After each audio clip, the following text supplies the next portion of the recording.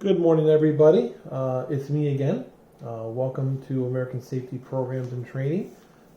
Chapter review for Chapter 18, Gastrointestinal and Urologic Emergencies. Chapter 18.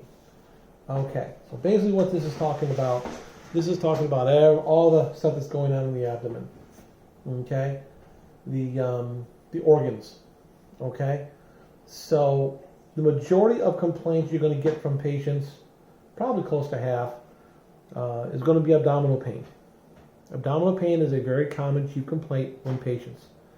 As EMTs, we don't need to determine the cause, and we can't solve the problem, but we need to be able to identify what organs are potentially being affected, what could possibly be causing it, and transport the patient to the hospital where the doctors and nurses can take care of the patient. We also need to be able to be very good at assessing our patients to determine if we see a life threat. If we see a life threat, whether we are correct or not, if we think that there is a life threat of any shape or form, you are to immediately transport that patient to the hospital as a priority patient. It's better to be overprotective or being too careful than it is not to. Okay? You're not going to get in trouble for getting someone to the hospital 3 minutes earlier.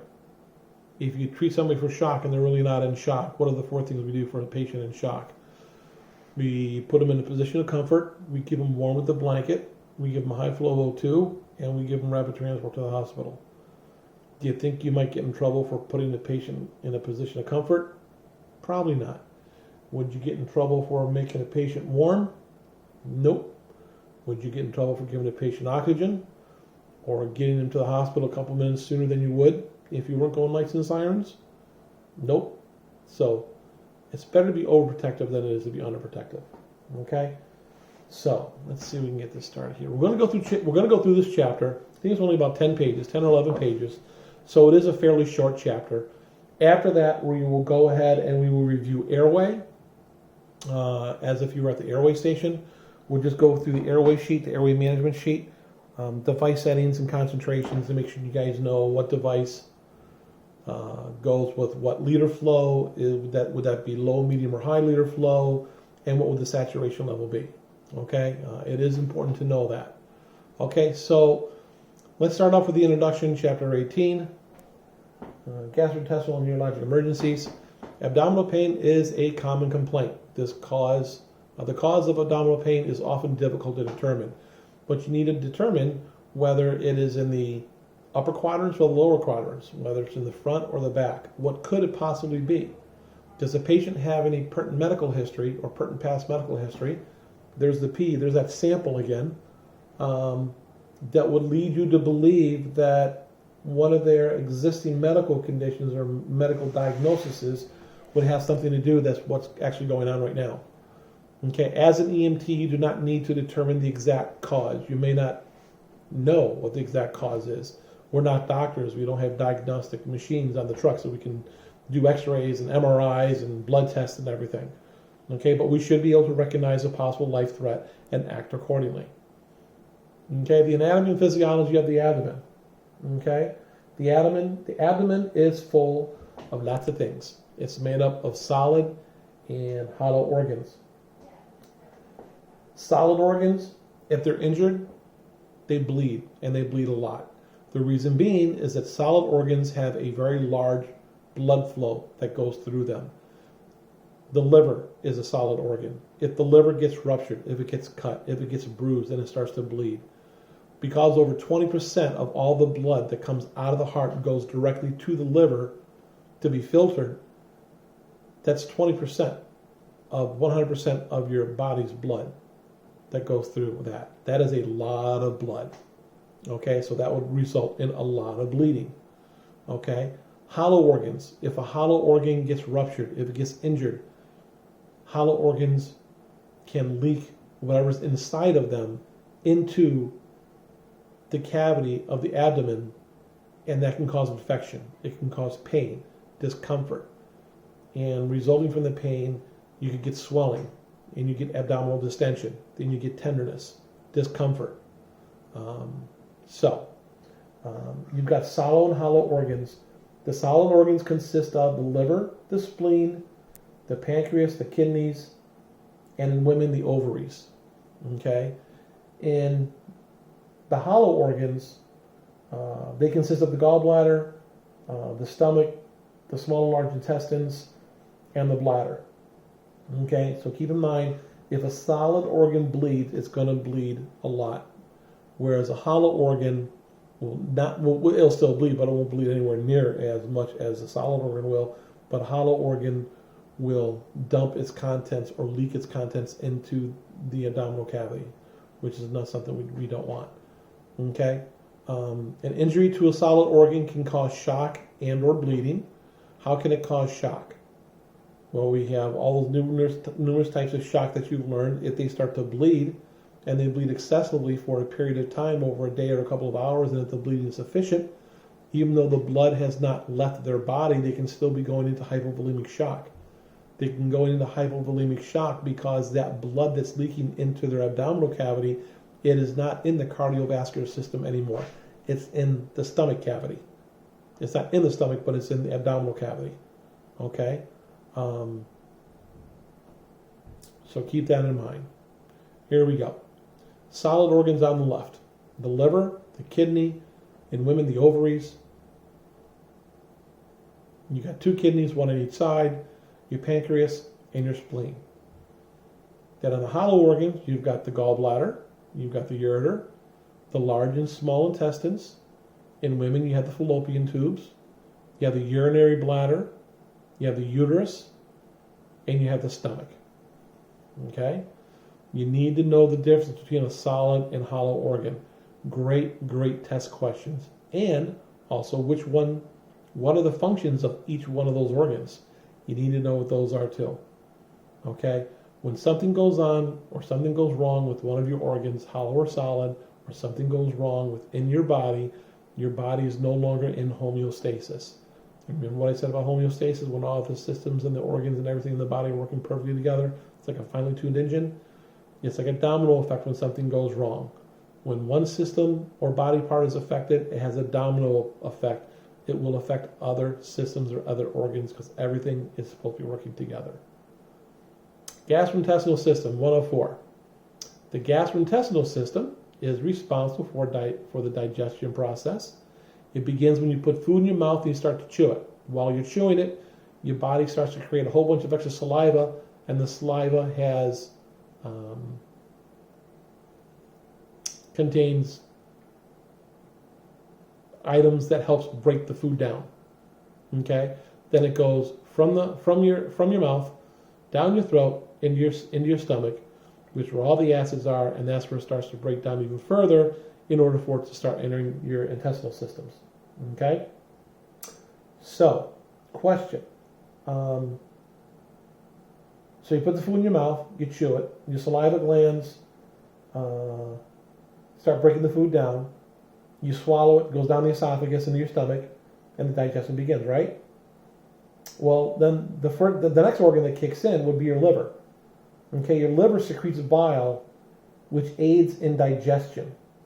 Okay, the liver also filters toxins produced by digestion.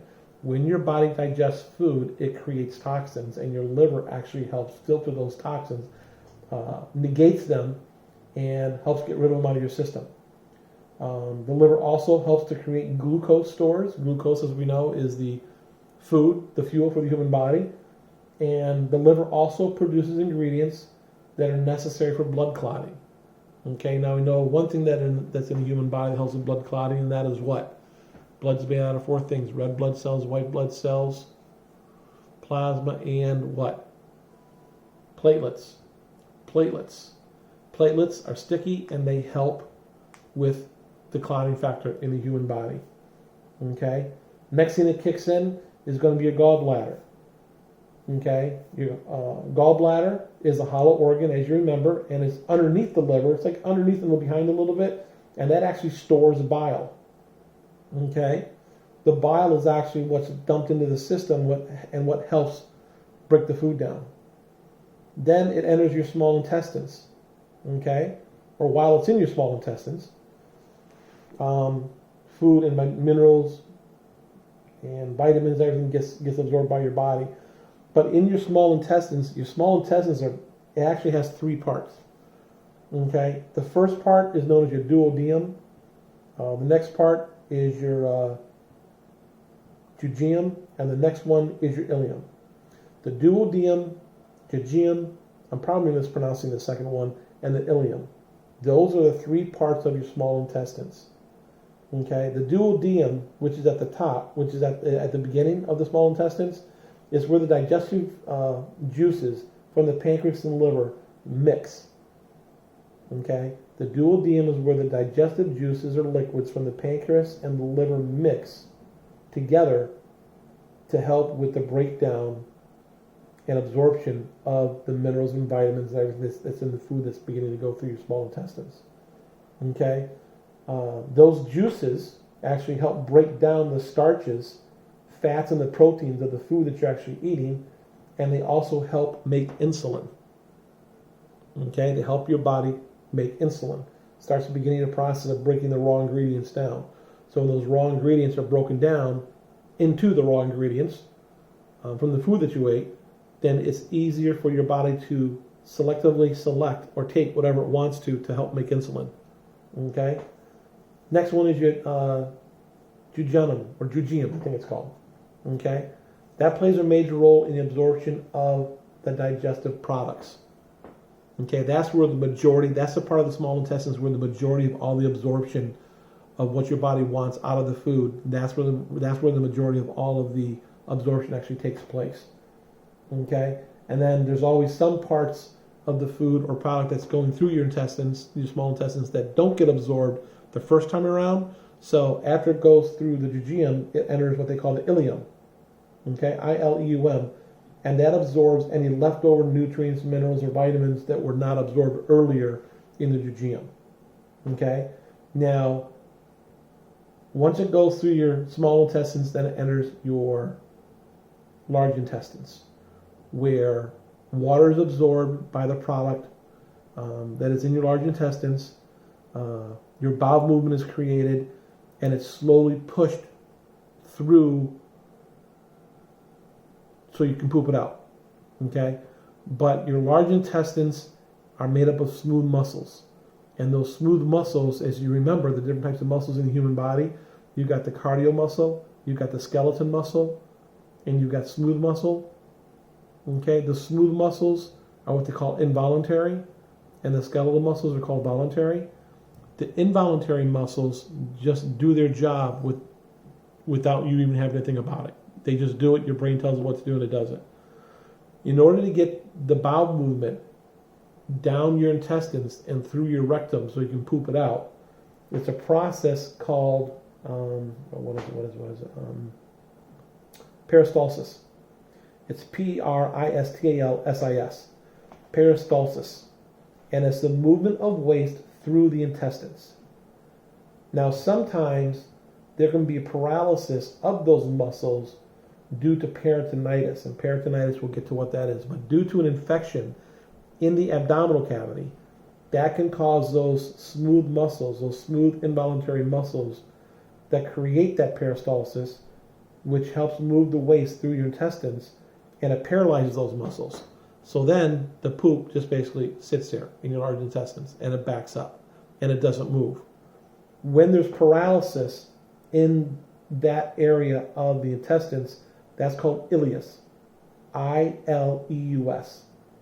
And that is a paralysis of the muscles that in gentle movements and gently pushes that product out of your body. Okay? And the majority of the time, that paralysis is caused because of an infection in your abdominal cavity. Okay? Then you have an organ that's called the spleen. The spleen actually has nothing to do with the digestive function, but the spleen is in your abdominal cavity, and it actually helps filter the blood. It actually helps develop red blood cells. And in case any of you didn't know this, where's the majority of all your red blood cells created? In the bone marrow. Okay? So the bone marrow creates your red blood cells, but the spleen actually helps in the development of those red blood cells. Okay, the spleen also aids in the development of antibodies and also serves as a blood reservoir as well. Okay, so let's see if I can continue on here. Food breaks down liver, assists in digestion, secretes bile, filters toxic substances, and creates glucose stores. Okay, that's the liver. The gallbladder is a reservoir for the bile, and the gallbladder is, if I remember correctly, just under and behind the liver. Then you got the small intestines, the duodenum, the jejunum, and the ileum. You've got your colon, which is the large intestine. Food that is not broken down comes down here. Water is absorbed, and your stool is formed. And your spleen, which is what I just talked about, located in the abdomen but has no digestive function. Okay, the spleen helps filter the blood, helps development of the red blood cells, and helps in the development of antibodies and serves as a blood reservoir. Okay. Urinary system. Okay. Before we start talking about that, let's talk about the genital system of the men and women. Genital system. The genitals of a male consist of the testicles, the epididymis, the vasa differential or differentia, seminal vessels, the prostate gland, and the penis. Okay, you guys can actually take a look at that, and let's see, that is on your page 706, and you can review that. On women, the genital system consists of the ovaries, the fallopian tubes, the uterus, the cervix, and the vagina. Okay. On to the urinary system. The urinary system controls discharge of waste materials filtered from the blood by the kidneys. You're born with two kidneys, one on each side of the body. The kidneys are connected to the bladder by a tube, and that's called the ureters. Okay. The bladder is located behind the pubic symphysis, and the bladder empties urine outside of the body through the urethra. And both men and women have that.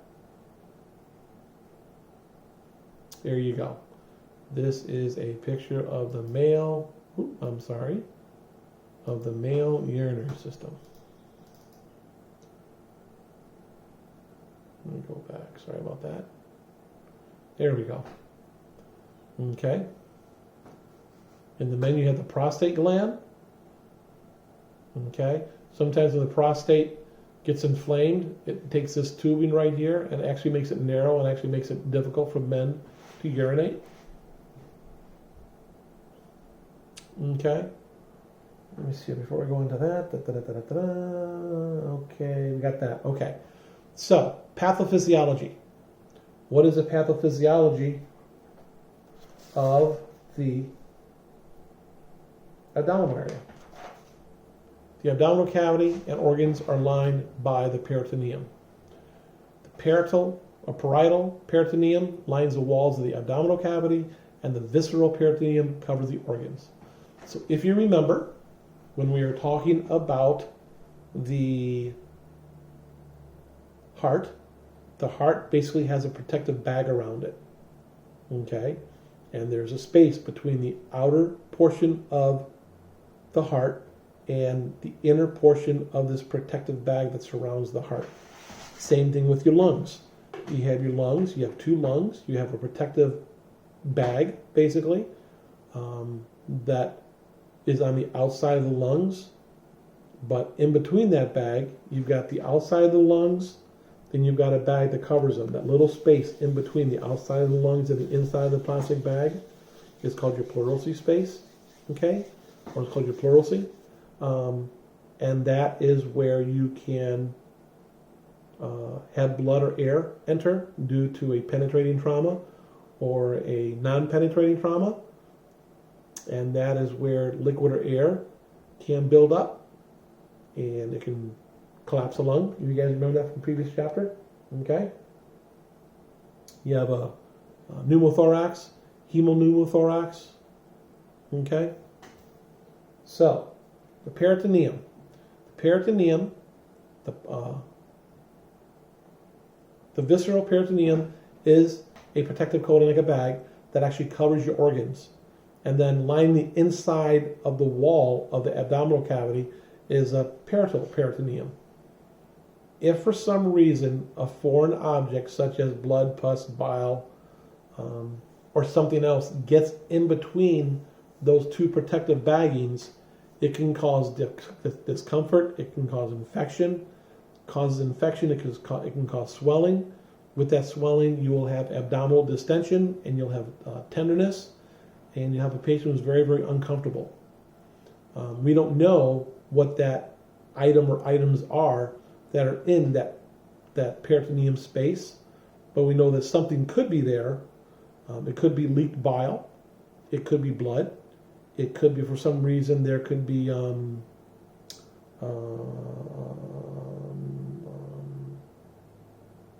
anything.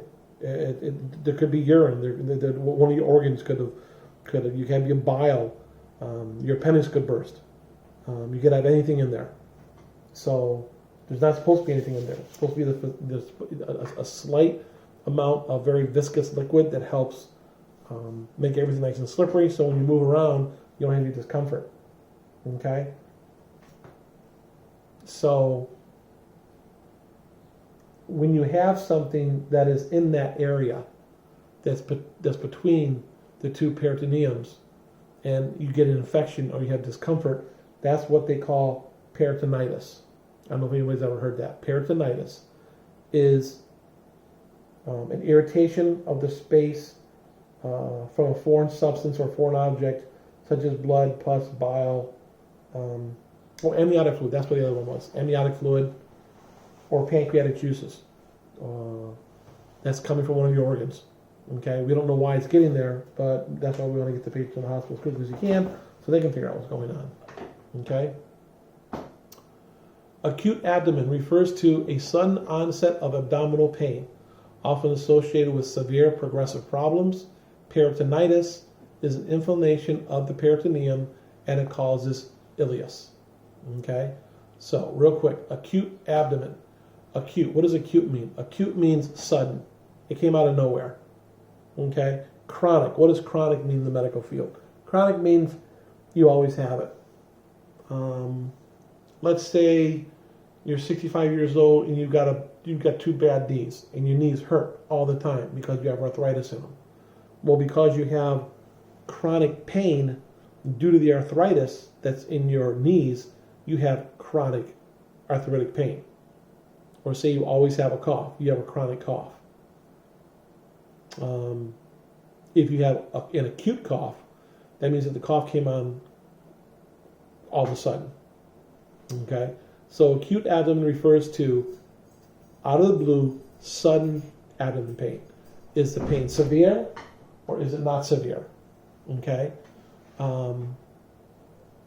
If it is severe or somewhat, what could have caused it? Could it be blunt force trauma to the abdomen? Could it be, as it says, a progressive problem?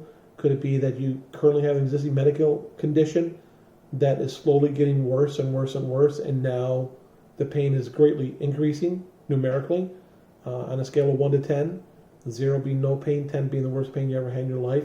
At 7 o'clock in the morning, the pain's about a 1. 2 hours later, it's about a 4.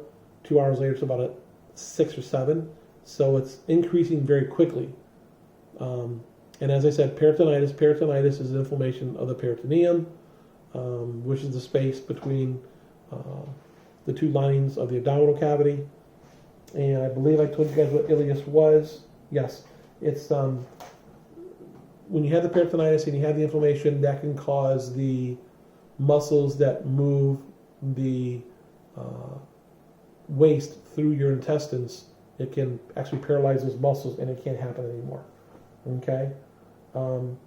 If somebody has a high fever and they're complaining of abdominal pain, pains, and you go to palpate the abdomen, and you feel tenderness when you touch the upper right quadrant of the abdomen or the bottom left quadrant of the abdomen, and the patient says it hurts, and say the pain is like a 5, 6, 7, 8, or 9, you are most likely dealing with some type of an infection. Where it started, how it started, when it started, you really don't know. But you can use a high index of suspicion that the pain is due to an infection. Okay. What are some of the things that could be going on? You got diverticulitis, colitis, or acute appendicitis. Okay. Acute appendicitis is simply an infection that has come on very quickly, and the appendix is inflamed. And whenever an organ, solid or hollow, becomes inflamed, it becomes very tender. Okay. So let's see, abdominal pain. There's two types of nerves that supply the peritoneum, the parietal peritoneum and the visceral. Okay, the visceral peritoneum is supplied by the autonomic nervous system, and the parietal or the parietal peritoneum is supplied by the same nerves that supply the skin and the abdomen. Okay, when you have pain in that area, it can actually produce something that's called referred pain.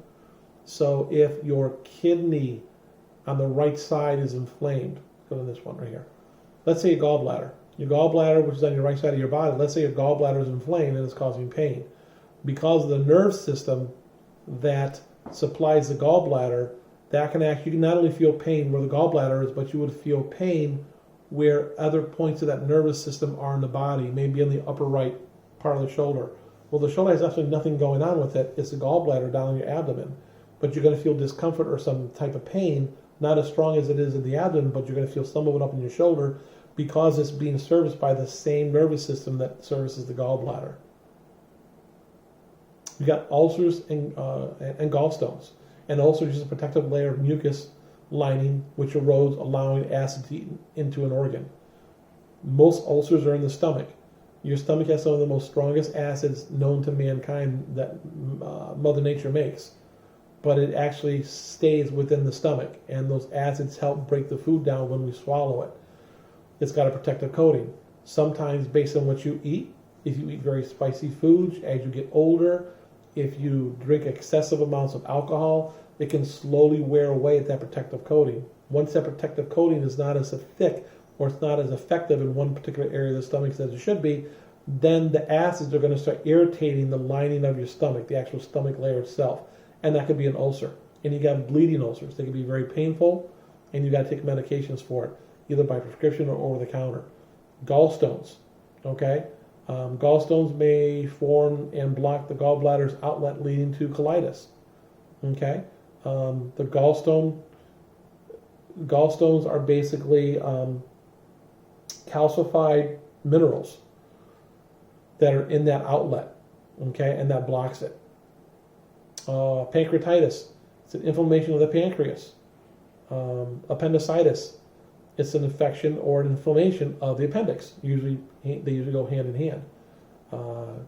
Gastrointestinal hemorrhage could be a symptom of another disease, or it may be acute or chronic. It may come on all of a sudden, or it may be occurring slowly over a period of time. Okay.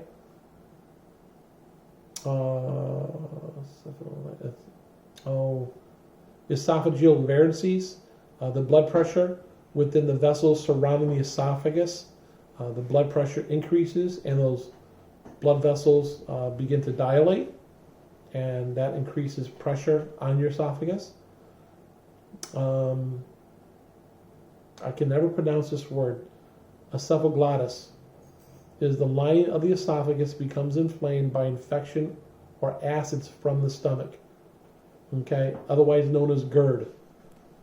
For some reason, somehow, some of the acids come up your throat and they go into your esophagus, and because your esophagus is not as well protected as your stomach, because the acids belong in your stomach and not in your esophagus, and because the acid is so strong, that acid will wear away on the interior lining of your esophagus, and it will cause damage, discomfort, and possible infection, and that's called GERD.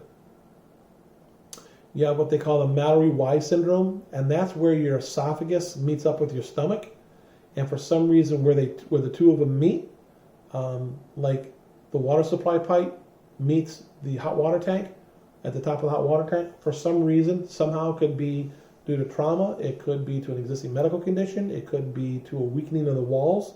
For some reason, where the esophagus joins the stomach, that joining or that location becomes ripped, torn, cut for some reason, and it starts to bleed. It could be minor bleeding or it could be severe bleeding. If it causes severe bleeding, that bleeding goes into your stomach, and your stomach can only take too much of it, and then you're going to start vomiting, or you might be pooping the blood out. Okay? You have gastroenteritis, which is an infection from bacterial or viral organisms caused by non-infectious conditions. Diverticulitis. Diverticulitis is many years ago, in the pioneer days, we had a lot of what's the word I'm looking for? We had a lot of fiber. We had a lot of fiber in our diet, and fiber is basically like a cleaning broom. As the waste goes through our intestines, our small and large intestines, and minerals and vitamins are absorbed and goes into our large intestines, and then we poop it out. That fiber acted like a cleaning agent, like lots of little itty bitty brooms that would scrape the inside of our bowels and would keep our bowels nice and clean. But now, because of the fact that food has become so processed, most people don't have as much fiber in their body or in their diets as they used to. It's all processed, it's loaded with chemicals. So that has caused the stools of people to become harder. And with that, the muscles of the intestines have to work harder to push the poop out. In doing so, having to push harder will actually weaken some areas of the wall of the intestines. And in the little weakening of the wall, it creates like a little pocket or a little, not an opening, but it creates a little dimple. And poop actually gets caught in there, and it's not pushed out of your system. So it can only sit there for so long, then bacteria starts to grow on it, and you can get an infection. And then when you try to eat and you have a bowel movement, when you have that waste going through that section of the intestines, it is very painful. It is extremely irritating. So that's why they say people need to make sure that they have a good amount of fiber in their diet. Hemorrhoids are just created by the swelling inflammation of blood vessels surrounding the rectum. Sometimes they can bleed. You have a bowel movement, you go to clean yourself, and there's a lot of blood. That's from a hemorrhoid. You can have external and internal hemorrhoids. Some of the things that some doctors do is they'll actually lance it and drain the blood out of it, or they'll cauterize it. And in the urinary system, you have what they call UTIs. I've never heard of this word, the cystitis.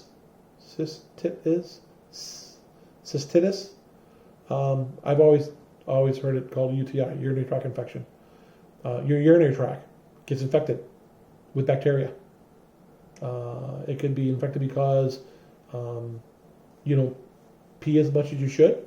It could be you have a slight infection, and when you go to the bathroom, your urethra doesn't clean itself. It doesn't empty itself completely, and then the urine just sits there for an extended period of time. And like anything else, it becomes infected because it has waste in it. So, let's see. Did I discuss everything? The causes of acute abdominal pain. You've got the ulcers, which is the protective surface of the stomach is worn away, and the increased or the high acid level irritates the skin. The Mallory-Wise tear, which is where there's a rupture where the stomach and esophagus meets. Gallstones, the blockage of the gallbladder outlet. Pancreatitis, inflammation of the pancreas. Diverticulitis, we just talked about. It's an infection of pockets. And when we go to poop out the waste, someone gets stuck in those little pockets and becomes infected. Hemorrhoids, we just talked about that. UTI, urinary tract infection. Kidney stones, basically crystallized stones, mineral deposits in the urinary system. And that is kidney stones, as you have probably heard, they are extremely painful. Way too painful. There's something I want to read to you on page 708 of your books. If you guys want to pull out page 708, I want to pay special attention to this. Okay. Let's see. 708. Okay. Okay. So, peritonitis, this starts on page 707. I'm sorry. The beginning of the last paragraph on page 707. It says, peritonitis typically causes ileus, which is a paralysis of the muscular contractions that normally propel material through the intestines. The retained gas and feces, in turn, cause abdominal distension, which means your stomach's going to get a little bit bigger where your intestines are. Okay? Distension usually begins after the muscular contractions stop. In the presence of such paralysis, nothing that is eaten can pass normally out of the stomach or through the bowels. In this situation, the only way the stomach can empty itself is by emesis, or vomiting. So basically you have a backup. The pipes are clogged. So anything that you eat, it can't enter your small intestines and get broken down and everything get absorbed through it because your large intestines and your small intestines are backed up. So the only way your body can get rid of this stuff is by emesis, which is vomiting. For this reason, peritonitis is frequently associated with nausea and vomiting. These symptoms do not point to a particular cause because they can accompany almost every type of gastrointestinal disease or injury. Okay, so you can have a backup of bowel movements, and you can have a creation of a lot of gas and abdominal distension. That can be caused by many things going on. Okay, peritonitis is also associated with the loss of body fluid into the abdominal cavity, which I said gets into the peritoneal space in between those two sacs, and it can cause infection and discomfort. The loss of fluid usually results from abnormal shifts of fluid from the bloodstream into the body's tissues. This fluid shift decreases the volume of circulating blood and may lead to decreased blood pressure or even shock. And remember I said hypovolemic shock, they still have the blood in their body, but it's not in the cardiovascular system. The cardiovascular system is leaking. It's leaking through the organs. The patient may have normal vital signs, or if the peritonitis has progressed further, the patient may present with tachycardia and hypotension. Okay, tachycardia is when the heart's going faster than it should be, and hypotension is they're almost unconscious. Okay, they're very tired. When peritonitis is accompanied by a hemorrhage, the signs of shock are much more apparent. Okay?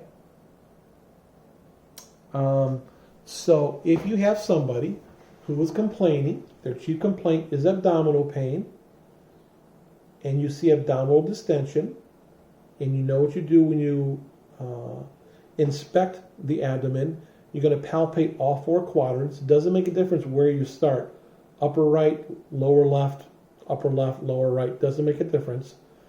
But as you are palpating the abdomen area, and the patient complains of pain, are they going to have pain when you push down, or are they going to have pain when you release it? Usually, when you push down, if they feel pain, that's a solid organ being affected. If they don't feel pain when you're pushing down, but they feel pain when you let go, that usually signifies that it's a hollow organ that's injured. Okay? But you need to pay attention. Do they show signs of pain when you push down or when you push up? Or both? They may not say anything, but you want to take a look at their face when you're palpating their abdomen to see if you see any grimacing. Grimacing is when you feel pain and you look at somebody's face and they're like, ugh. And they make this face like, oh, something hurts. That's called grimacing. They may not say, ow, ow, ow, that really hurts. They may just grimace a little bit. Just a little bit. But you got to keep an eye out when you're doing that. So when you're palpating the quadrant, make sure you're looking at the patient's face when you're doing it. To look for any grimacing. Okay? But I wanted to read that section to you because I hope that will help you understand peritonitis. Okay? It does happen quite a bit. It can be treated. What they got to do, what the doctors have to do is that they have to figure out what's going on. Is there an infection? They can find that out by doing by drawing blood to see if the white blood cell count is up. Look at the patient's medical history, what medications are they taking, and usually doctors can probably figure it out a lot of times from there. Other times they have to go and they have to do some type of exploratory procedure to determine what's going on. Okay? Let me see, what else? Anything else I'm forgetting? That does it for about this. Oh, hold on, that does it. Okay, good. I thought I forgot about something else. The kidneys. Okay, as I said, how many kidneys do you have? You have 2 kidneys, one on the left, one on the right. Okay, what do the kidneys do? They play a major role in maintaining homeostasis. And what is homeostasis? It's a perfectly run engine. Okay, every organ, every system in the body is working fine. Everything's working beautifully together. That's homeostasis. Okay, when the kidneys fail, uremia results. Kidney stones can grow over time and cause blockages. You get a kidney stone, you have a really hard time going pee, and when you do, you literally want to pass out. Acute kidney failure. Acute means sudden.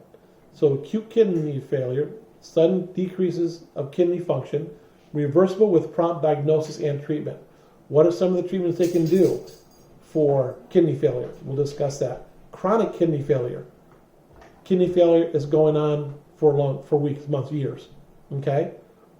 It can be progressive and irreversible damage, and eventually dialysis is required. And right there, dialysis is some of the common, like a last resort treatment that doctors can use for a kidney. The kidney, like I said, it filters the blood. It filters the majority of the blood in the human body. If for some reason the kidney is not working, or the kidney is not working properly, then the blood is not getting filtered. And it has all these toxins that are building up. It has all this excessive fluid that it's building up, because the kidneys help take the toxins out, takes those toxins, and it puts it in your poop or puts it in your pee. And that's how your body gets rid of it. But if your kidneys aren't working that well, then it's not doing that, and it's not getting the toxins out of your body. So the pH level in your body is going to get worse, okay, because you have all these toxins in it. And if you remember,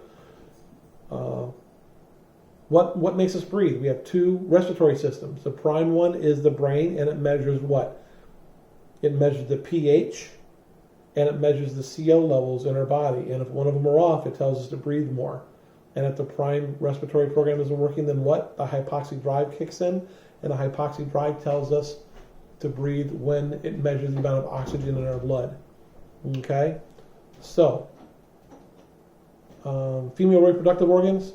Gynecological problems are a common cause of acute abdominal pain.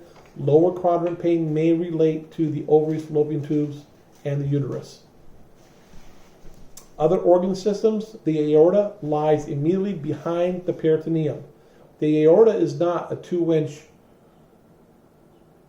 artery that just comes out of the heart, bends backwards, and then when you can't see it, it's gone. It goes all the way down your spinal cord, up to about your belly button. Okay, and then it turns into a different type of artery, the ilium, and then it goes down to your groin area, and then it branches off into your right and your left femoral arteries. Okay, there's a thing that's called the AAA. Okay, weak areas can result in the abdominal aortic aneurysm. It can be difficult to detect, and use extreme caution when assessing or detecting a AAA. When a person has pneumonia, it can cause ileus and abdominal pain.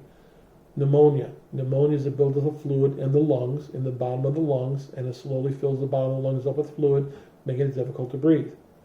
Well, that can also, because the infection that's in your lungs can also cause abdominal pain, because the infection is going to spread, and if the infection spreads into your abdominal area, then it can cause the muscles of your intestines to become paralyzed, resulting in ileus. Big thing, AAA. It does happen. It's basically an aneurysm that ruptures in your aorta. And your aorta is the artery that has the highest amount of pressure. If you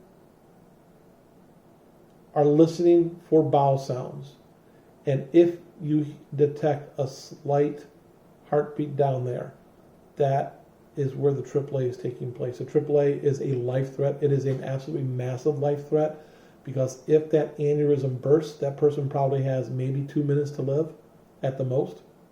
So if at any point in time you're ever on a call and you got a paramedic or you got a cardiac or an advanced EMT and they say the word AAA and they think the person has a AAA, be prepared to get that person to the hospital as quick as you humanly can. Okay? Hernia is protrusion of an organ through an opening into the body cavity where it does not belong. Okay? You have the abdominal muscles. For some reason, an organ pushed through your abdominal muscles, and that is a hernia. A lot of times the hernia, they'll cut you open and they'll push that organ back in, and they put a mesh there to make sure nothing comes through it again. Some people actually have hernias all the time. It's a very small hernia, and it's not big enough to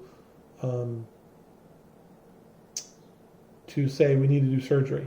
Sometimes it'll fix itself.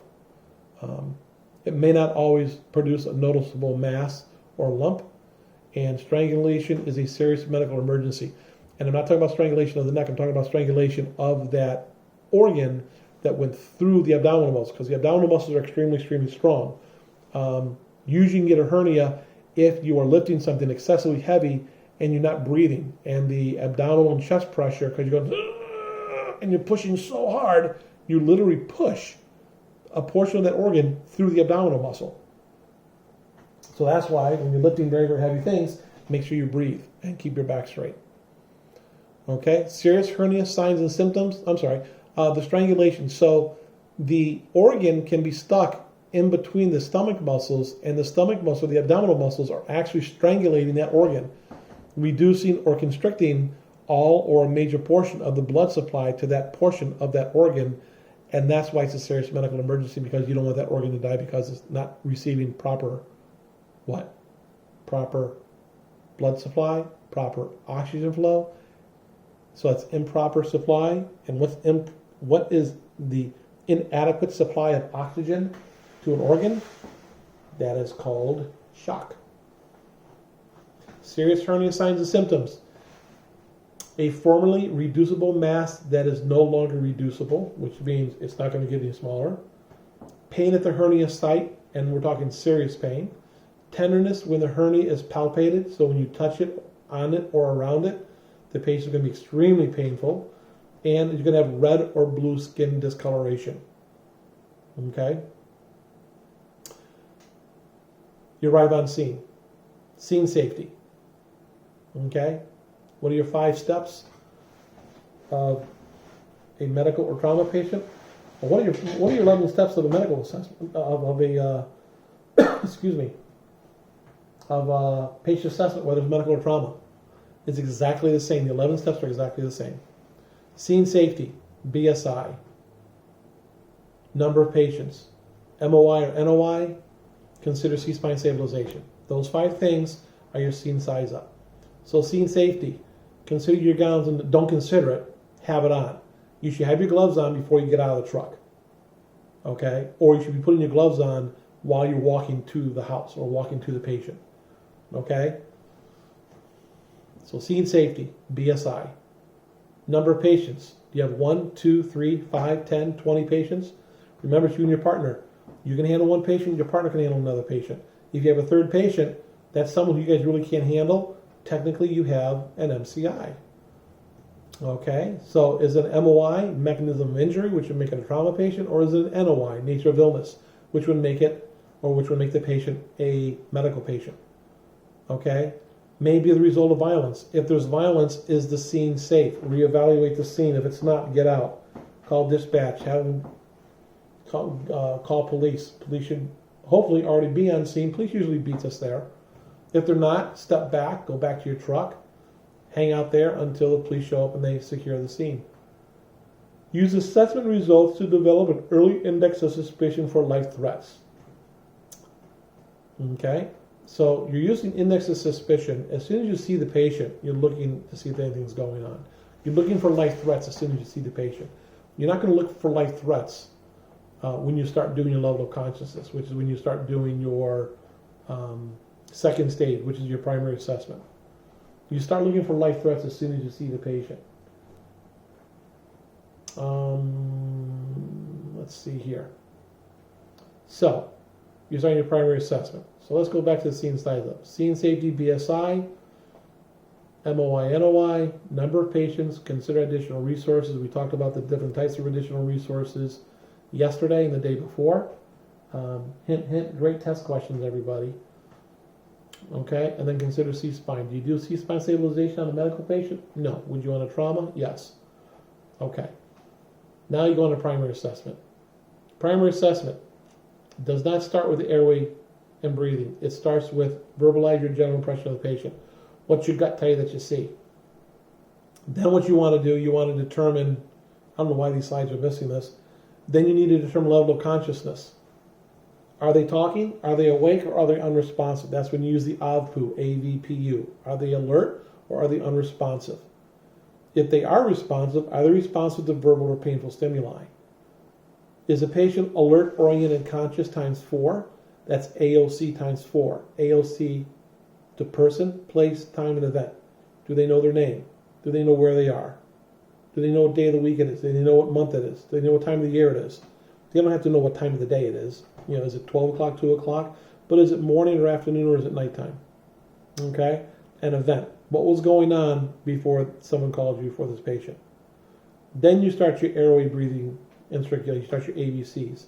The airway, is it patent? Is it secure? If it is, great. If not, what do? Do you put an OPA in? Do you put an NPA? How do you measure for the OPA? How do you measure for the NPA? Which one do you use a water-based soluble solution to put it in? That's in the NPA. Well, remember how to put an NPA in? Okay, and if you're putting the NPA, nasopharyngeal airway, into the nose, you want to make sure that you measure it correctly. So it's the tip of the nose to the earlobe. If it's an OPA, then it's a corner of the mouth to the earlobe.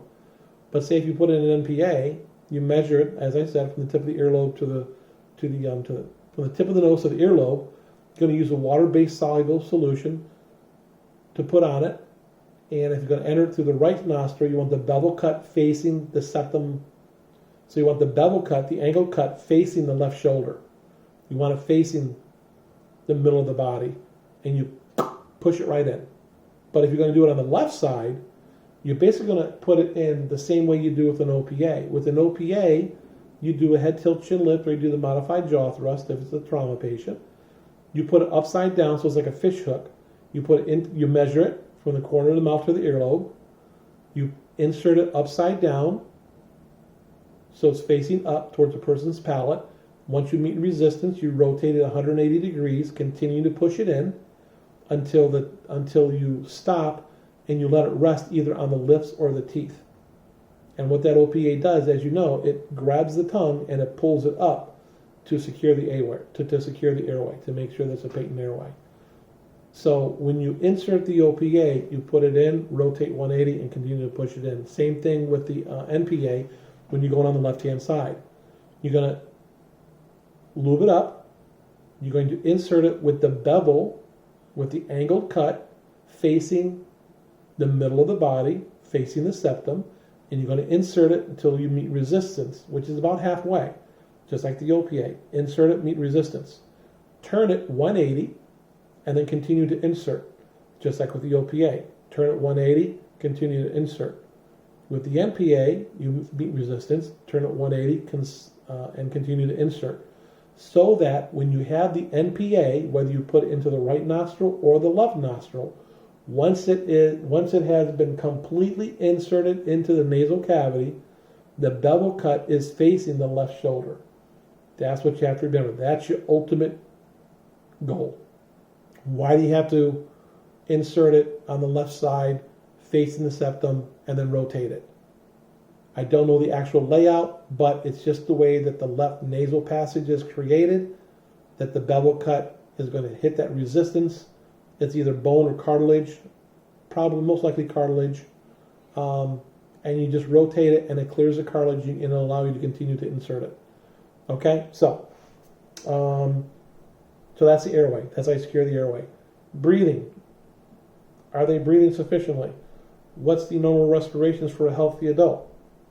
You know what it is? Do you remember what it is? If they're breathing too fast, what do you do? If they're breathing too slow, what do you do? Is it 12 to 20 breaths per minute? If they're breathing too slow, do you give them low flow or high flow oxygen? If they're breathing too fast, do you give them low flow or high flow oxygen? Do you give them any oxygen at all? Okay, as I said to you when we were talking about respiratory emergencies, when you have somebody who's breathing 8 or less times a minute, or 28 or more times than 28, if it's less than 8, more than 28, you're going to ventilate. You get a BVM, high flow O2, 15 liters per minute, and you're going to breathe for the patient one breath every 5 to 6 seconds. How do you know you're breathing for the patient sufficiently? Well, number one, you're going to have an OPA in. Number two, you got that BVM secured to high flow O2, 15 liters per minute. That's high flow. Saturation level is 90 to 100% saturation level. And when you squeeze that bag, and that bag holds about 2 to 3 breaths of air, you have to squeeze the bag completely. You squeeze it just enough until you see equal bilateral chest rise. You want to see both sides of the chest rise. You're trying to create enough positive pressure in those lungs to cause the chest to rise. Once you see the chest start to rise, stop squeezing. You've done your job. Release the bag, let it fill back up. Wait, 2, 3, 4, 5, breathe, squeeze that bag. Again, you don't have to squeeze the bag completely because a normal BVM holds anywhere between 2 to 3 breaths of air. You don't want to overventilate because then you run the chance of popping along and now you got somebody bleeding in the lungs. Okay, enough about that. Circulation. Ask about blood or vomit. Ask about blood in vomit or black tarry stools. A black tarry stool will be black as charcoal. That means that there's blood in the stool. It's bleeding in the intestinal system. Or are they vomiting? If someone's going to be vomiting blood, it's going to look like clumps of coffee that has gone through the coffee machine, and instead of being black with water, it's going to be black and red, and it's going to look really, really red. Okay, and that's not good. You want to check the pulse in both arms, both radial pulses at the same time. Are they the same, or are they different? Is there a slight hesitation? Is one stronger than the other? Okay, when you're checking the circulation, what else are you doing? You're touching the skin. The skin is the largest organ in the human body. Skin color, temperature, condition. What's the color of the skin? What's the temperature of the skin? What's the condition? Okay, so you do three or four stones. You can kill 3 or 4 birds with one stone. Okay, then you make your transport decision. Is this a rapid transport, or can I take a few extra minutes to take care of this patient because I don't see a dire need, I don't see a life threat? The patient is very, very stable. They're talking to me, they're sitting up, there's no signs, they're breathing fine, all their vitals are normal, what I've already done. But you've already done 2 vitals. You've done respirations, you've done pulse. But 2 out of those 3 vitals, everything's fine, they're within normal limits. Okay? So is there a need for immediate transport? Okay?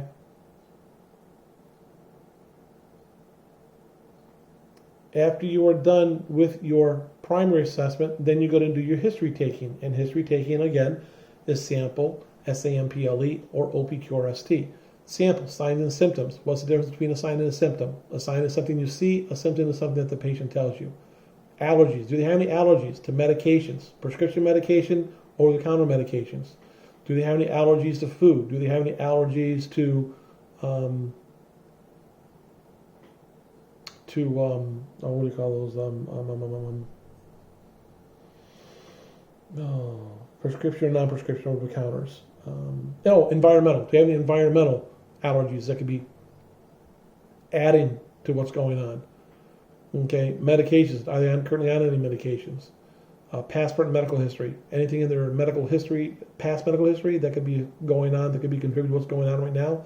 Last oral intake, when was the last time they had something to eat or drink? And events leading up to what was the patient doing before. Okay, in this case, because it's talking about abdominal pain, do they have any nausea? Are they vomiting? Have they vomited? How often? When was the last time they vomited? What did it look like? Was it black and tarry? Was it bloody? Or did it just look like normal vomit? Did they have any change in bowel habits or urination? Does it hurt when they pee? Does it burn? Does it hurt like a bat out of Hades when they try to urinate? Okay, could they have kidney stones? Okay, is the urine, does it have a very, very, very strong ammonia smell to it? If it has a very strong, strong smell to it, then it could be a UTI, urinary tract infection. Okay, or is it bright, bright yellow? And if urine's really bright yellow, then that signifies that they're dehydrated. Bowel habits. When was the last time they had a bowel movement? Sometimes you're going to have the elderly and they haven't had a bowel movement in like 2 or 3 days. That means that they're backed up a little bit.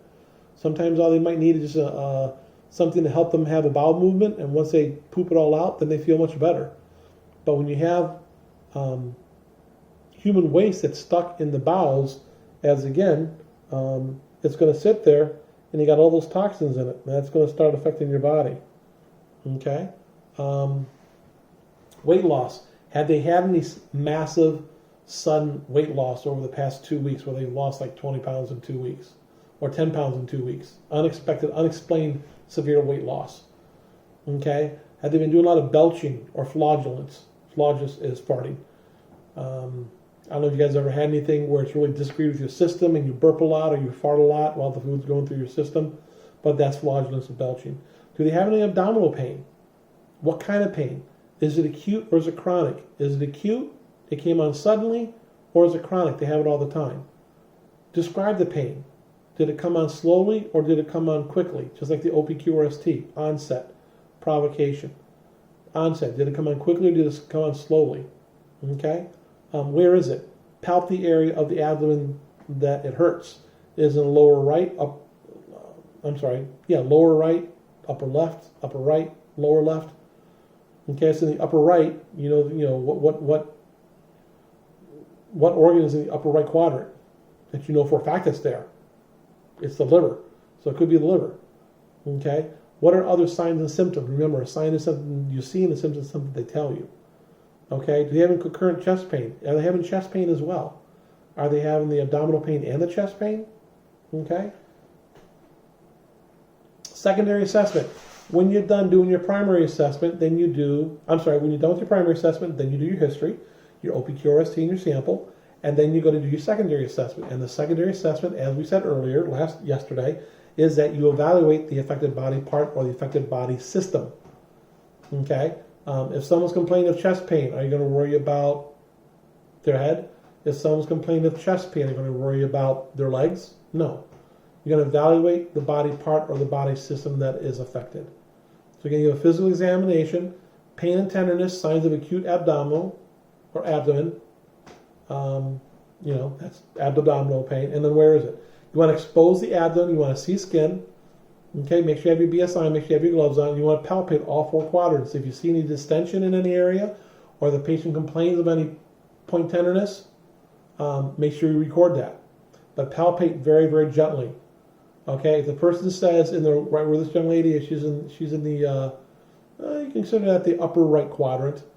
If the patient says, I have pain in the lower right quadrant down here, is that the first area you want to touch, or do you want to make that your last quadrant that you check? Usually you want it to be the very last quadrant because you want to see if the pain's down here in the lower right quadrant, do they have any pain that's up here in the upper right or the lower left? Okay, is the pain radiating to the nearest quadrant? And if so, how much? How much does it hurt? How discomfort is it? Vital signs. Okay, you already checked your respiratory rate and you already checked your pulse rate. Your respiratory rate for a normal healthy adult is what? 12 to 20? What's your pulse rate? 60 to 100. Is the pulse faster? Is it tachy? Okay, is it tachycardia or is it bradycardia? Is it too slow? Okay, you want to make notes of that. Then you want to reassess your patient. Before you reassess, secondary assessment, yep. Then the next step is you're going to take your vital signs before you reassess. You want to take your blood pressure, pulse, respiration, do a neuro check, do the FAST, the face, arm, speech, and time. Are their eyes equal and reactive? Can they smile? Can they stick their tongue out? Can they grab both of your hands? Can they hold their arms up straight with their eyes closed and do both hands stay, or both arms stay at the same level, or does one droop down? When you have them squeeze your hands, are both their right and left hand just as strong as the other one, or is one weaker than the other? Okay. Check their blood glucose level. The average good blood glucose level for a healthy person is between 80 and 120. Some people actually live with a higher than normal blood BGL. Some people function very well at 160. It's like a normal day, 160, 170. But if their blood sugar goes down to like 120, which is on the high side for a normal person, then they start to become lethargic. They start to lose their consciousness. Okay, so they need to get some more sugar in their body. Okay, that's when they're hyperglycemic, when it's high. And then you want to reassess your patient. When you reassess your patient, if it's a stable patient, you can reassess them every 15 minutes. If they're an unstable patient, you want to reassess them every 5 minutes. Okay, and you don't have to hit a stopwatch. If your patient is stable, you don't have to hit a stopwatch. Okay, I finished my assessment. I'm going to start my stopwatch, and I'll come back and do this again in 15 minutes. Okay, you want to be sitting on the bench seat right alongside the patient's left side. You do not want to be sitting in the jump seat, which is where you're sitting behind the patient. Okay, doing your report. You can do your report just as well sitting on the bench seat. Keep an eye on the patient, making good eye-to-eye contact, talking to them while you're doing your report. Okay, are they able to talk to you the same way they did? You got a 30-minute transport. Are they still talking to you the same way they did 20 minutes ago or 25 minutes ago when you picked them up at their house? Now it's 25 minutes later, you're 5 minutes out from the hospital, or has their ability to communicate with you diminished? So you take their vitals again. Are they trending downwards? Remember we talked about trending the other day? Are their vitals trending downwards or upwards? What could be going on if their blood pressure is going down and they've got abdominal, they're complaining of acute abdominal pain. Now all of a sudden the level of consciousness starts to go down. They start complaining of severe acute abdominal pain, even more so. It's more tender than it was before, and you didn't have abdominal distension 20 minutes ago, but now you have abdominal distension in the upper right quadrant or the upper left or the lower left quadrant. Okay, that's a pretty good sign. Not exactly, but it's a pretty good sign that there could be some severe internal bleeding going on in there, and it's just beginning to show its ugly face by the abdominal distension. You can see it. You can feel it now.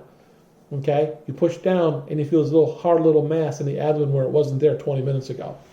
Okay, that's a pretty good sign that there could be something serious going on there. Okay. Emergency medical care. You cannot treat causes of acute abdomen. Take steps to provide comfort and lessen the effects of shock. So you want to treat the person for possible shock. And those 4 things we do for possible shock patients are what? Put them in a position of comfort, keep them warm with the blanket, high flow O2, and rapid transport. Okay. Treat the patient for shock even when obvious signs are not apparent, and low flow oxygen may decrease nausea and anxiety. Sometimes people think it's more mind than anything. I'm going to give you some oxygen, Mr. Johnson. Here, I'm going to start with the nasal cannula. I'm going to give you a little oxygen. Do me a favor. I want you to take some nice, slow, deep breaths. Nice and slow. Get a nice deep breath in there. Get as much of the oxygen in your lung, in the bottom of your lungs as possible. Nice and slow. Concentrate on your breathing. That's it. It takes the patient's mind off of their pain and what's going on and lets them concentrate on breathing.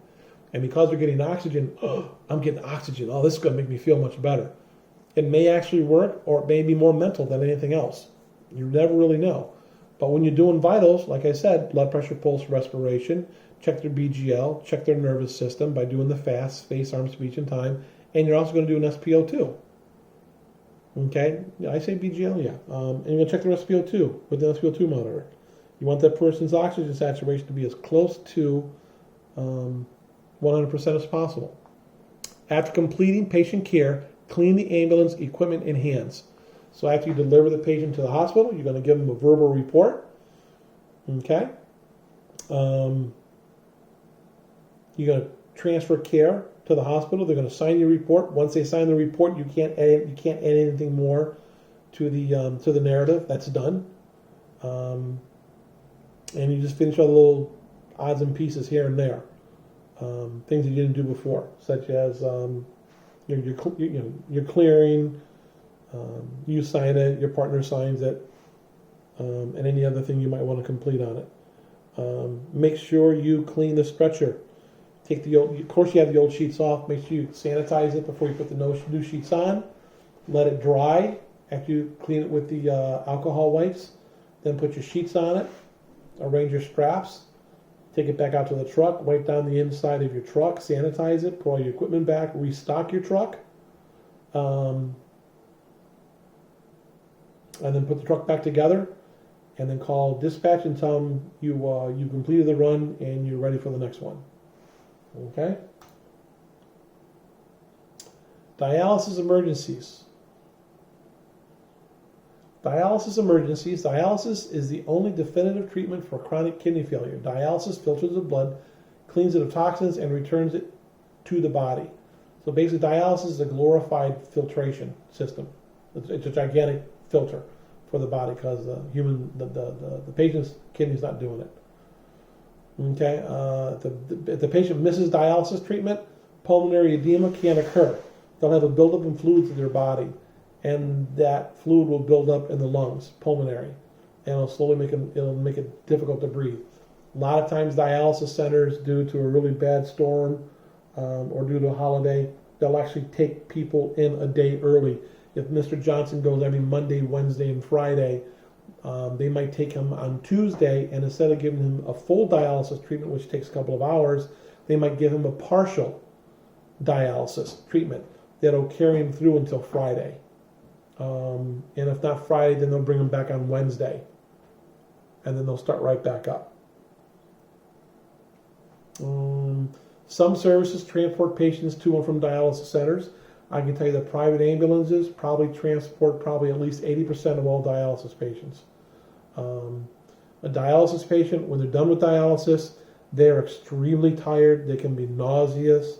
They can have nausea. They're exhausted. When somebody goes through 3 or 4 hours of dialysis treatment, they come out, they are completely exhausted. They're probably going to spend the rest of the day in bed just sleeping and just relaxing. Dialysis machine functions much like the normal kidney. Adverse effects of dialysis: hypotension, meaning that they're very relaxed, muscle cramps, nausea and vomiting, and a hemorrhage or infection at the access site. You actually have a dedicated port that they surgically implant into your body, and it's there. And when you go into dialysis treatment, they unwrap the plastic wrap around it, and they take their long needles and they stick them right in there. Okay, review. We've got 10 questions. Let's see how you guys can do with the 10 questions. Question number 1. The blank lies in the retroperitoneal space. The retroperitoneal space is behind, basically in your back. Okay, it's behind the front abdomen. So knowing where your organs are, your solid and your hollow organs, the blank lies in the retroperitoneal space, the liver, the pancreas, the stomach, or the small intestines. Well, you know the liver is up towards the upper right corner, or the upper right, upper left, more so in the upper right quadrant. The stomach is in the middle. Pancreas is a little bit just under the liver, I believe, and behind a little bit. And the small intestines are way down your lower abdomen. So which one do you think it might be? B, the pancreas. The pancreas, kidneys, and ovaries lie in the retroperitoneal space, which is behind the peritoneum, and are often the cause of acute abdominal pain. The liver, stomach, and small intestines are all found within the true anterior, which is the front, anterior is the front, posterior is the back, abdomen. So this one will definitely be on a quiz. I guarantee it. Okay?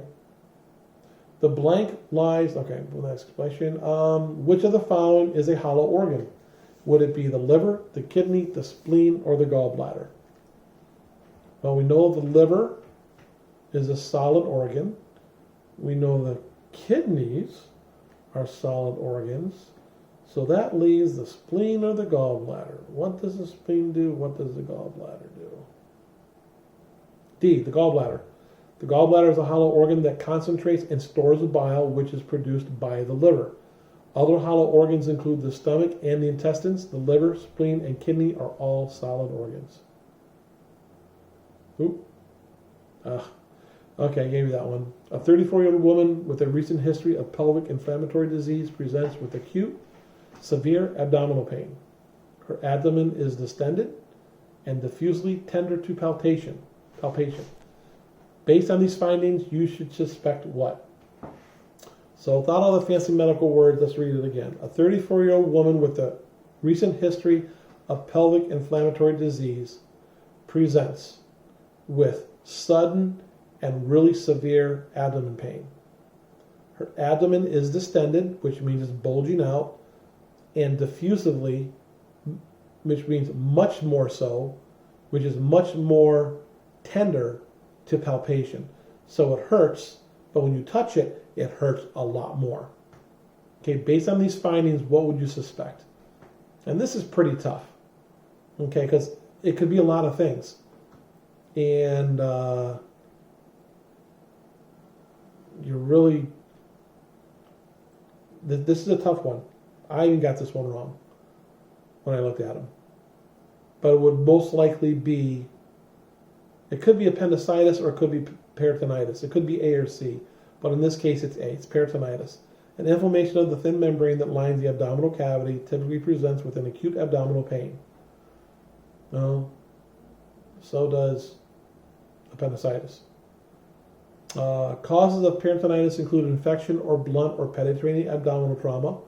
The pain caused by peritonitis is typically diffuse, which is widespread, whereas appendicitis, pancreatitis, and colitis, which is an inflammation of the gallbladder, typically present with pain that is localized to a particular area. Now, it's sort of a tricky question because it didn't say if the pain was staying in one place or if it was going over, so it's a tricky question. The next one. Most patients with an acute abdomen, which means sudden abdominal pain, present with what? Most patients with sudden abdominal pain present with a rapid heart rate, which is tachycardia, hypotension, which means they become lethargic, they become really tired, like they're going to pass out. They present with diarrhea, or they present with dyspnea. Which one do you think it is? It's going to be tachycardic, because what happens when you have severe pain? When you have severe pain, you go, ow, ooh, this hurts. Yeah, it's okay. I can deal with it.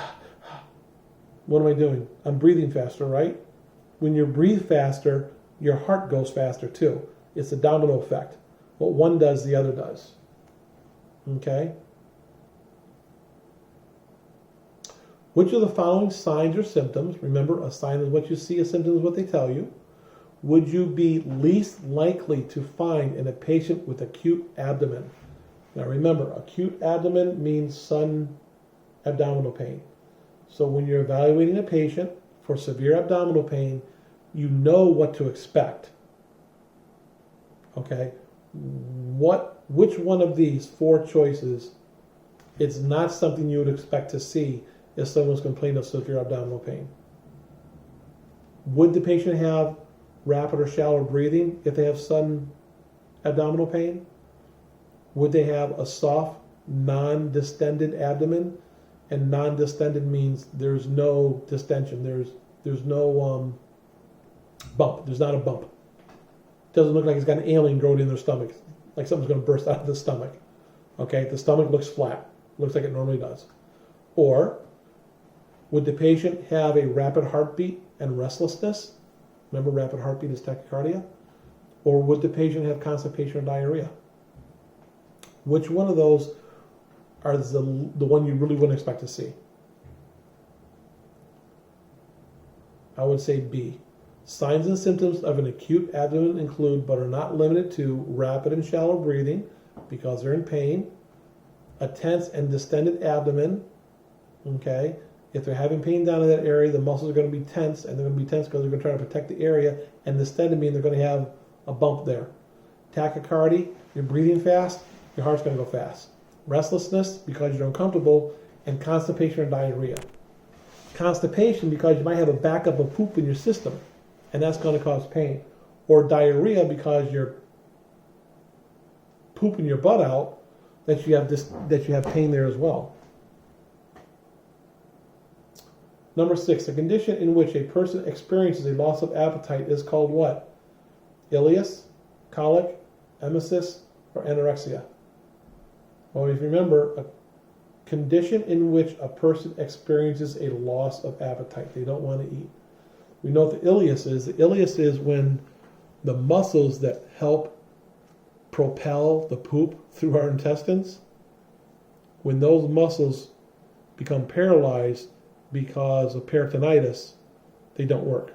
So the poop just sits there. Emesis is what? When your body vomits. Okay, it's the way of your stomach to get rid of the food that's in the stomach. It would be D, anorexia.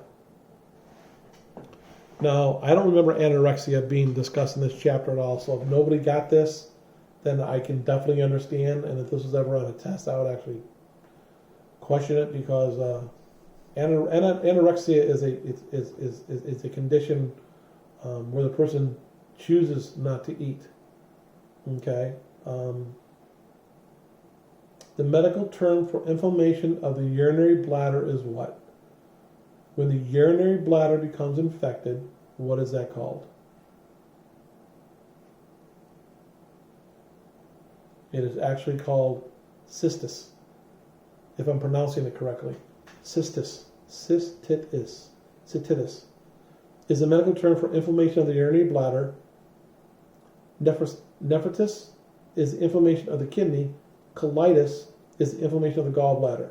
And then diverticulitis is a condition in which small pouches of the colon, in this case a large intestine, become inflamed, and you have some of the waste product gets stuck in there. 8. If a hernia is incarcerated and the contents are so greatly compressed that circulation is compromised, the hernia is said to be what?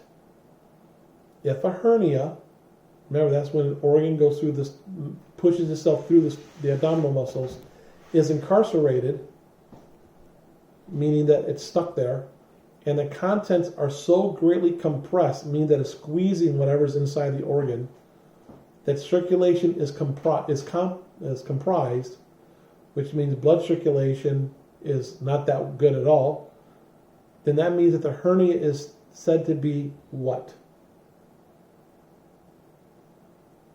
Strangulated.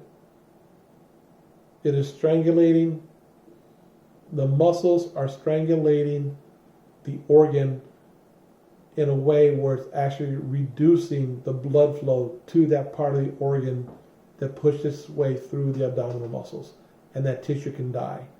And that is a life threat. That needs surgical intervention. Number 9, a 70-year-old man presents with an acute onset of severe tearing abdominal pain that radiates to his back. His blood pressure is 88/66. His pulse rate is 120 and respirations are 26. Treatment for this patient should include what?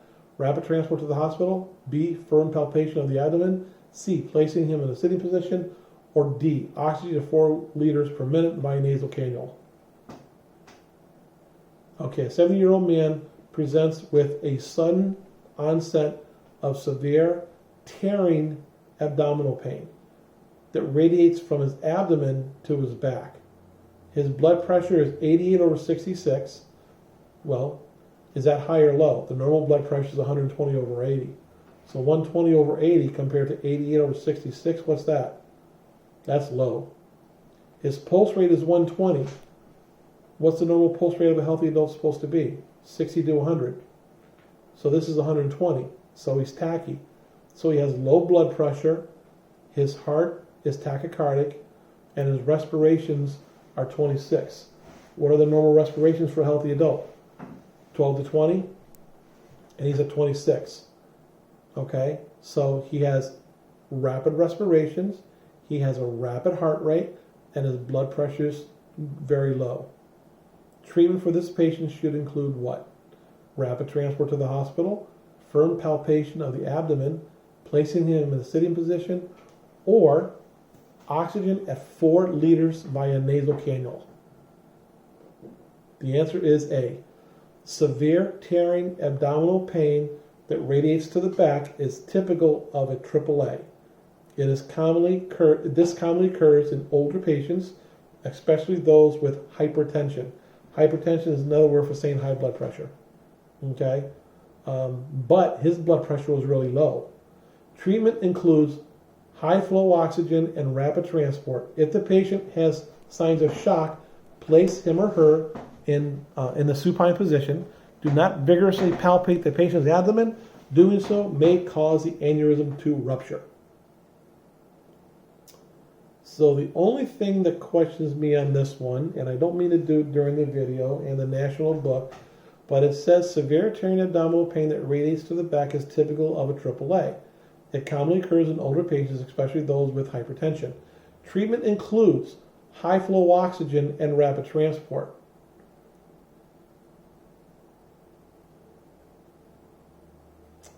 Okay, I'm sorry. For some reason, I thought that answer D was answer A. And my challenge to this one was going to be high flow O2. Well, oxygen via nasal cannula is not high flow, it's low flow. So I stand corrected. They do require rapid transport to the hospital because of AAA. If it ruptures, they've got about 2 minutes to live. Hopefully, you're going to get this patient to the hospital before anything happens, put them in the position of comfort, transport them, high flow, rapid transport, keep them warm with a blanket. That's shock, treatment for shock. Tell the doctors what you've got on the way there. Give them a call on the radio, on the phone, whatever it is, and they'll be prepared for you. Okay? So that basically does it for this chapter. Please make sure that you guys go to the vital vocabulary words on page 723. Make sure you guys are familiar with that. And do the assessment and action on page 724, 725. Okay? That can really help you out. Okay, so we've got about, I think about 30 to 45 minutes left in class. We're not going to use that entire 30 minutes. We're probably going to use the next 15 minutes, and that we're going to be done. I just want to do a quick review of your airway management. If you guys want to, pull out your airway management station sheet. That's the one that has the nasal cannula and the BVM and the liter flow concentration, the O2 percentage on it, which talks about the suction and the nebulizers. Okay? As you know, starting at the top, we use a nasal cannula. Okay, the nasal cannula are those 2 little prongs that go up to the nose. Sometimes the prongs are straight, sometimes the prongs are curved. If the prongs are curved, make sure the prongs are curved going into the nose, not into the nose and up to the brain, but you want it going in and sort of pointing down. You wrap it around the ear, comes under the chin, and you bring those 2 pieces together by sliding that little piece of plastic up. Okay? Before you ever attach an oxygen device to the patient, make sure the oxygen is turned on and is flowing to the device first. With the nasal cannula, the liter flow is 1 to 6 liters per minute. That is low concentration, and the O2 percentage or the saturation level is 24 to 44% oxygen. Now, we have a non-rebreather. The non-rebreather has a bag connected to it. The non-rebreather is set on 10 to 15 liters per minute. Usually in the field, we just crank it to 15 liters right off the bat. We don't waste our time with 10 or 11. Crank it right to 15 liters. You're going to put your finger over the one-way valve, and you're going to let the bag fill to at least 2/3. Okay? Don't pop the bag. Fill it 2/3, and then apply it to the patient's face, making sure it fits nice and snugly. It doesn't have any leaking. Okay?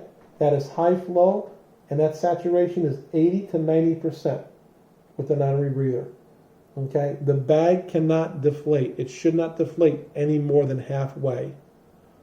I've only known it in my number of years. I've only seen a bag come close to depleting halfway, or have actually depleted maybe 2 or 3 times. And that's because the patient was a very large individual. They were a bariatric patient, and they were just taking very deep breaths. And after about 1 or 2 minutes, his breathing relaxed a little bit. Okay, then you have the pocket mask. Okay, the pocket mask is 0 liter flow because you're using the air from your lungs. It's low flow and it's 16% oxygen. Okay, you have a BVM with no oxygen. It's just a BVM. It's room air. It's low flow and it's 21% oxygen. Then you have a BVM with O2, but it does not have a O2 reservoir. Sometimes a BVM will have a big plastic bag connected to it, and that's the O2 reservoir. Other times it'll have a long corrugated tube that is the O2 reservoir. But if you have no reservoir and it's just a BVM with high flow O2, then a BVM is the same as a non-rebreather. It is 15 liters per minute. They consider it medium flow, okay? And that saturation level is 50 to 60% oxygen. Now you may have a bag valve mask with O2 and with a reservoir. That's the best. A BVM with a reservoir and high flow O2 at 15 liters per minute, that is high flow, and that saturation level is 90 to 100% oxygen. Now, to secure an airway, we already talked about the OPA and the NPA. We told how to measure it. The OPA you're going to measure from the corner of the mouth to the earlobe, and the NPA corner of the nose to the earlobe. Okay? You know how to insert both of them. What are the contraindications? In other words, when do you not use an OPA? Okay? When you don't use an OPA is when the person has a gag reflex. If you try to put an OPA in somebody's mouth and they start to gag on it, that means that their brain's awake, they're semi-conscious, you're going to make them vomit. So don't put it in. Just stop what you're doing and take it right out. Okay? And then using an NPA, what is the contraindication? When do you not use an NPA? And that will be either for head trauma or a skull fracture. The reason being is you might be sticking it up their nose, and guess what? It may not be going into their nasal cavity in the back. It may be going up into their brain because part of the skull has fractured, and you've got an opening right there. So that's why you don't do that. Now, another way to secure the airway is through suctioning, and there's 2 devices we use. Okay, we use the hard suction, otherwise known as the tonsil tip or the Yankauer or the rigid. You measure that the same way that you do for the OPA, corner of the mouth to the earlobe. Okay, you measure it. You leave your finger at the corner of the mouth and you leave that so you don't go any deeper than that. You activate the suction, turn the suction machine on, but the suction is not coming out of the device that you're holding in your hand. The suction has been activated, but it's not working yet. You insert it into the mouth, then you activate the suction and you start sucking from the mouth, waving the device to the left, to the right, to the left, to the right, while you slowly pull out. Now, when you suction for an adult, you do not suction for more than 15 seconds. When you suction for a child, you do not suction for more than 10 seconds. And when you suction for an infant, you do not suction more than 5 seconds. So remember, 5, 10, 15. Infant, child, adult, 5, 10, 15. But when you suction, make sure you're going back and forth, trying to get everything that's in the mouth. And while you're pulling, you're going to start suctioning, back and forth, and slowly pull it out. Okay? So, sometimes when you have the rigid, you have your finger in place where the corner of the mouth was, you insert it into the mouth. Sometimes you can turn some people like to turn the suction machine on right then and there. An easier way to do it, have the suction machine already turned on and kink the hose with your left hand. So when you insert the device into their mouth, then you can unkink it with your left hand and that activates the suction. The suction is turned on, but it's not activated because you've got the hose kinked. Okay? With the skinny one, the one that looks like a piece of angel hair pasta with holes on the end of it, that is called the French. You measure that, again, from the corner of the mouth to the earlobe, and you insert it the exact same way, and you suction for no more than 15, no more than 10, no more than 5 for adults, children, or infants, doing a back and forth method as you're pulling it out. Okay? One other thing we're going to talk about real quick is when you're giving somebody a breathing treatment, before you give medications, you have to what? You have to call med control for permission for every medication. Okay? Some states you don't have to call med control. Some states you have to call for some of them. But for the NREMT licensing, you are required to call for all medications. You call med control, you're talking to a doctor, tell them what you've got, give them a rundown of what you've got, give them a quick verbal report, and they'll say yay or nay. If the doctor says yes or no, make sure you get that doctor's name who approved or did not approve the administration of that oxygen or the administration of any medicine, and make sure you document it in your report. Okay? But when you're giving somebody a breathing treatment for difficulty breathing, you're going to use a nebulizer. A nebulizer is a device that allows you, how can I say it? It's same principle. If any of you have ever seen a humidifier in your house, your parents might use it when you were younger. They put water in it, they turn a machine on, and it puts a fine mist of water, a fine mist of the liquid into the air. It's supposed to help you breathe. It's the same principle as with the nebulizer, but the nebulizer is very, very small, and it's actually designed to create a moist cloud of the medicine where you can inhale the medicine. Okay, you're not inhaling water, but you're inhaling the medicine. That medicine is designed to go into the lungs and to help you breathe. And that's why we use a nebulizer. You turn that medicine into a mist or into a cloud by using oxygen. And what you do is you put the nebulizer together, you put the medicine inside the nebulizer, put the top on it, connect the oxygen to it, and you're going to turn the oxygen on between 6 and 8 liters per minute until you get nice fine mist. Then you're going to have the patient take a nice slow deep breath of that medicine. Most nebulizers will last anywhere on average around 10 to 12 minutes, depending on the number of breaths and the quality or the depth of the patient's breath. But you're going to have the patient take a nice slow deep breath as much as they can of that medicine, hold it for a couple seconds, and then breathe out. And you're going to have them take another inhalation of that medicine through the machine by wrapping their lips around the mouthpiece, and breathe in through their mouth, not through their nose. Breathe in through the mouth, get as much of that oxygen or as much of that medication into the lungs, hold it there for as long as they can, and then release it. And then do the entire thing. Usually the first couple breaths sometimes are not going to be that deep, so they're not going to get that medicine. But if you sit, like I said, on the bench seat and you confidently, calmly coach that patient to take that breathing treatment, and you work on them, you tell them a nice slow deep breath, nice and slow, concentrate.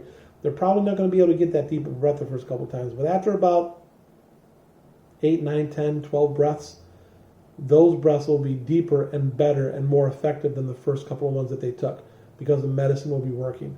The more the medicine you can get down into the lungs, into the bottom of the lungs, the more therapeutic effect you're going to get from that medication, and the more therapeutic effect, the better overall help that medicine can give to the patient in their breathing. Okay? There's 2 medications we use in nebulizer. One is called albuterol, and the other one is called ipratropium bromide. Okay? Otherwise known as a dual neb. Okay? Albuterol is a medication that dilates the airway and it constricts the blood vessels. So one of the side effects of using albuterol is increased blood pressure and possible increased pulse. But the albuterol you're going to give them in what we call a bullet. It's a pre-measured dose, and it's 2.5 or 2.5 milligrams that is dissolved in a 5 cc or 5 ml of a 5% solution, and that is added to 2.5 mLs of normal saline, which gives you a grand total of 2.5 milligrams in a 3 milliliter or 3 cc solution, which consists of a 0.083% solution of that medication. And then the dual neb, ipratropium bromide, they're going to get that medication. You can take a look at that. Okay? And indications of using this, you're going to use this for wheezing due to asthma or COPD. Okay? And that basically just about covers this. I know class is supposed to be about 2 hours, but the chapter is only 10 pages long. There's a lot of information in those 10 pages. We've been doing this for about an hour and about 40 minutes right now, so we pretty much covered everything. In addition to the airway, please make sure that you guys do all your work on JBL, do your quizzes on time. If you have any questions, let your teacher know, and we will get back to you guys. Your teacher will forward those things on to us. Please stay safe out there. Do your studying. Become familiar with where the organs are in the human body, specifically the ones we were talking about today. Know the difference between hollow and solid organs. Know what each organ does, because you need to know that. I think this is the third chapter I lectured you guys on. First one was respiratory emergencies, then we did cardio emergencies, and then we're doing this one, neurological emergencies. Neurological emergencies. This is the fourth one, and it's gastrointestinal. So if there's one thing you guys see in common, you're assessing the patient. You have to be able to assess a patient. The more patients you assess, the better you become. This is not something you become a rocket science. You become the best assessment person in the world by assessing 2 or 3 patients. You're going to be scared. You're going to be nervous as hell the first couple times you do it. And you're supposed to. You should be nervous. You should be a little bit scared because you don't want to get anything wrong. You want to do everything right. And that shows that you care. And we've all been there. Every EMT, every paramedic, every cardiac, every doctor and nurse. We all started in the exact same spot you are. We're learning about patient assessments, and now we have to start doing it. The best way to assess a patient is open your eyes. What do you see? How's the patient positioned?